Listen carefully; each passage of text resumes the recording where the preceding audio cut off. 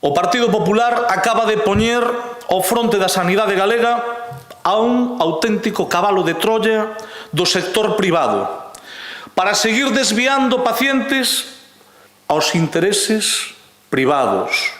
Laje anunciou ademais a intención dos socialistas de levar este asunto a través dunha pregunta oral ao pleno de mañá no Parlamento para pedirlle ao presidente da Xunta, Alfonso Rueda, a súa inmediata destitución. E o Grupo Parlamentario Socialista porá en marcha unha petición de cese da nova responsable do Sergas e aí o señor Rueda vai a ter que aclarar se está de acordo coas declaracións da nova xerente ou se pola contra hai unha rectificación en toda regla.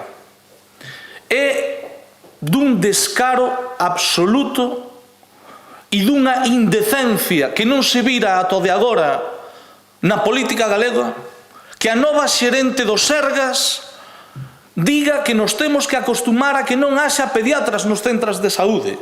O secretario de Organización do PSDG-PSOE anunciou ademais a intención da súa formación de presentar un plan de mellora da atención primaria, e máis concretamente do servizo de pediatría. Segundo el, en 2009 xa había un plan aprobado con todas as forzas sindicais e que quedou sen resposta coa entrada de Feijóo na Xunta.